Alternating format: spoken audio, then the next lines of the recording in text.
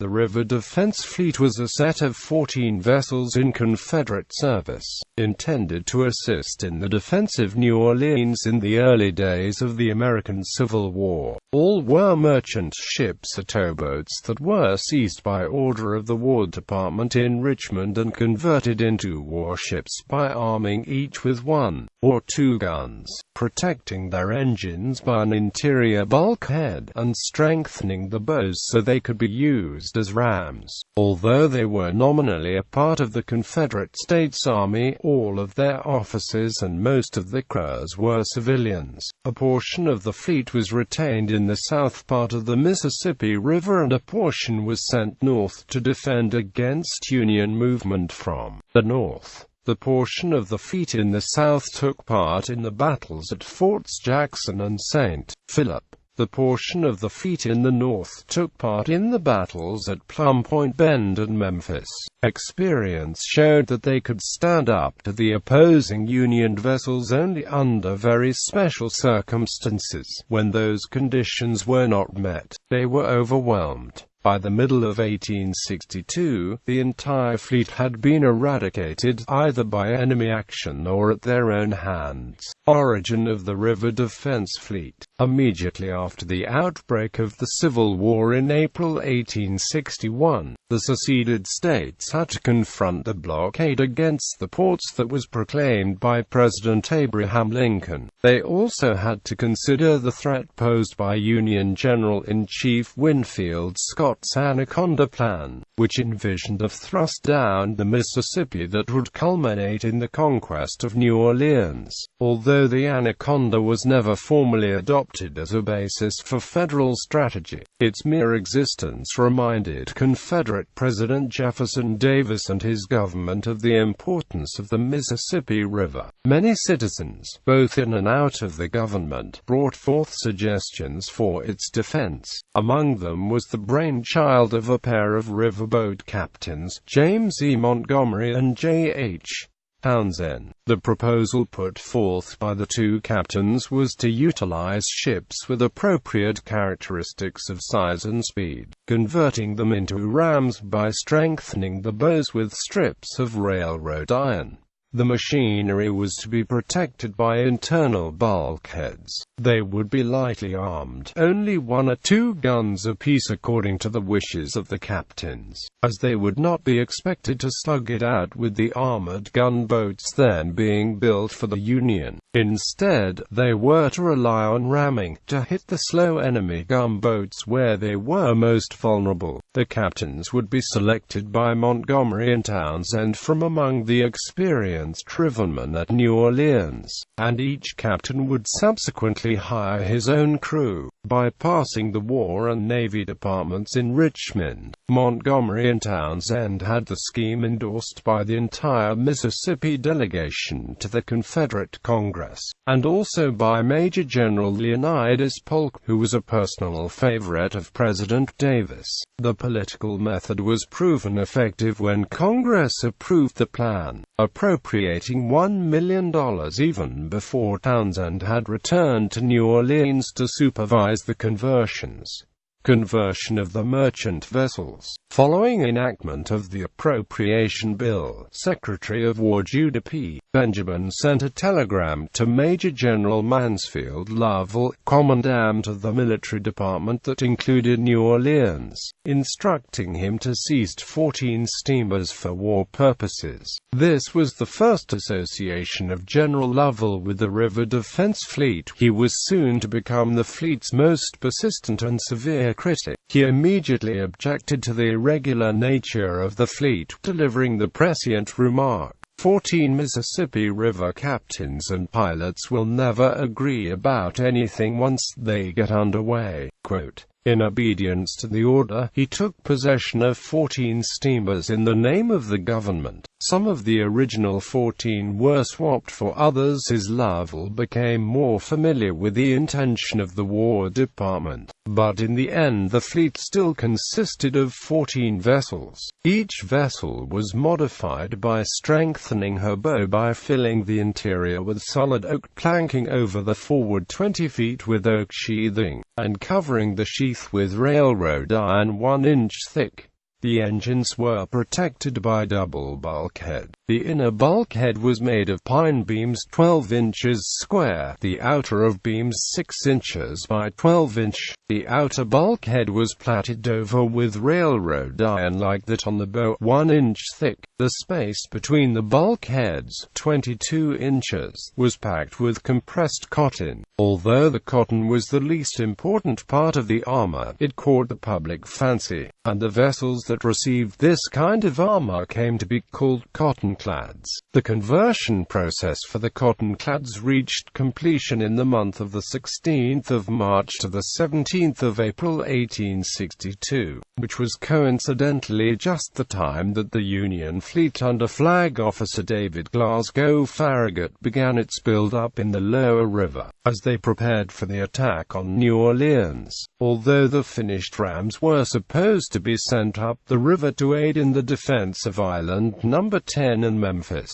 Lovell persuaded the War Department to let him retain the first 6 in the vicinity of New Orleans.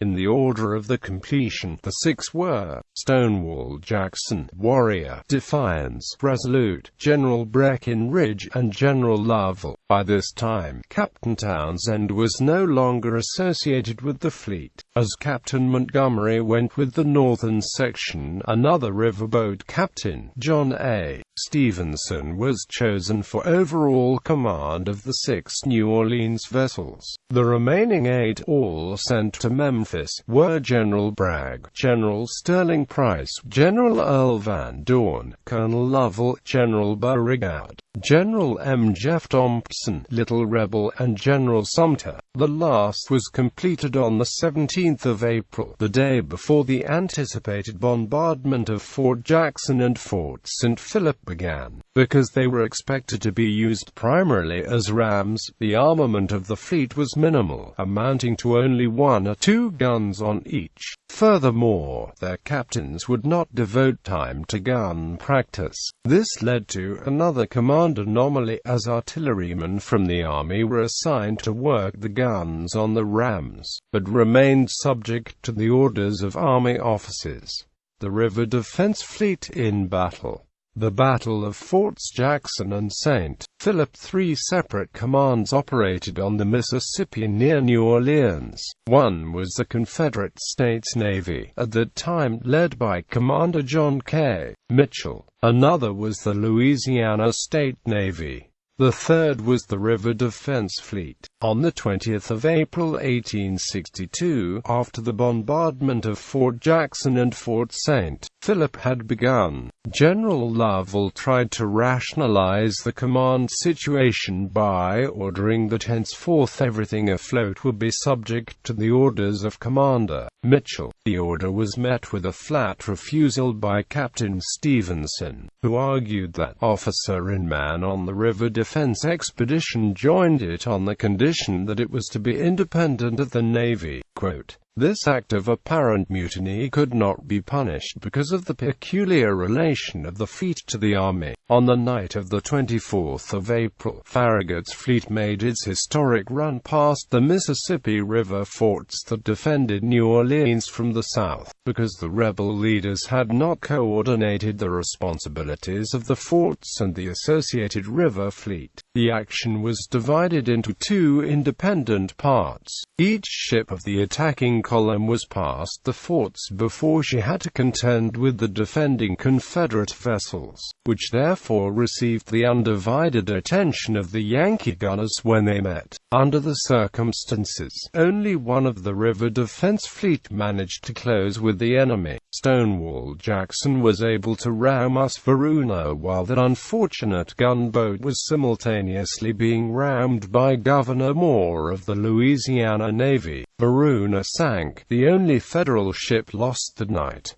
Stonewall Jackson did not escape unscathed. Holed by shots from other Federal ships assisting Varuna and unable to reply, she was run ashore by her crew, where they abandoned her and set her afire. Of the remaining 5 members of the fleet, 1 was destroyed by a broadside from us Brooklyn. Resolute was run ashore and abandoned by her crew. 10 men from CSS McRae boarded her but were unable to get her off, so they burned her. General Breckinridge and General Lovell were abandoned and burned by the Crows. Only Defiance escaped unharmed. She fled to New Orleans, where her crew left her and her captain turned her over to Commander Mitchell. Unable to do anything else, Mitchell ordered her to be burned in the general destruction of Confederate property when the city fell. The Battle of Plum Point Bend. Although the New Orleans section of the river defense fleet was wiped out, the 8 vessels in the northern section were able to gain a measure of redemption if not revenge on the 10th of May 1862, when they surprised the Union Western gunboat flotilla in a small action near Plum Point Bend on the Mississippi, a short distance above Fort Pillow. The battle took place about 40 miles north of Memphis as the crow flies, but more like 50 miles on the river. The Federal flotilla was scattered with a single gunboat and mortar raft in an exposed position and away from support by the rest of the gunboats. Despite knowledge that the rebel ram fleet was nearby, the Yankees failed to send out picket boats. They therefore had no warning that the enemy fleet was on the way until they saw the smoke over the trees of Plum Point. Caught unprepared, the gunboats of the flotilla got up steam and entered the battle one at a time. This allowed the rams to concentrate on each opposing vessel as she came on the scene, suffering the effects of multiple collisions.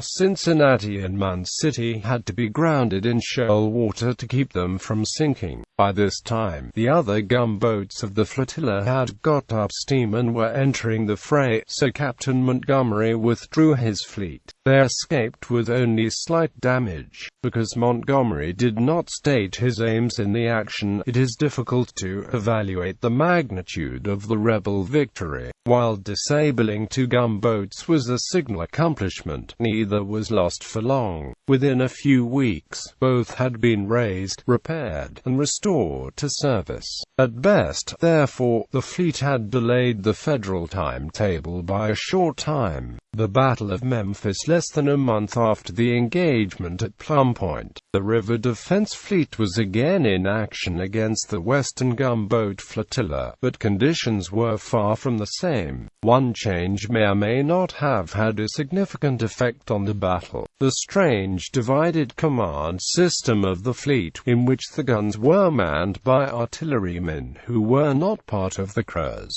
unraveled in the face of mounting Confederate losses that affected morale adversely. The gunners and rivermen were increasingly at odds, and on at least one occasion the soldiers refused to accompany the fleet on a minor mission. Finally, on the 5th of June 1862, Brigadier General M. Jeff Thompson removed his men. This would certainly have been serious if the rams had been intended to rely on the guns. As it was, the departure of the soldiers affected the fleet only marginally, although it certainly did not help. The very next morning, the Federal flotilla was unified and ready to meet its opponents. Furthermore, it was joined by a pair of Union rams, which mirrored in many ways a Confederate force, including faulty organization. The fleet had little choice but to give battle at Memphis.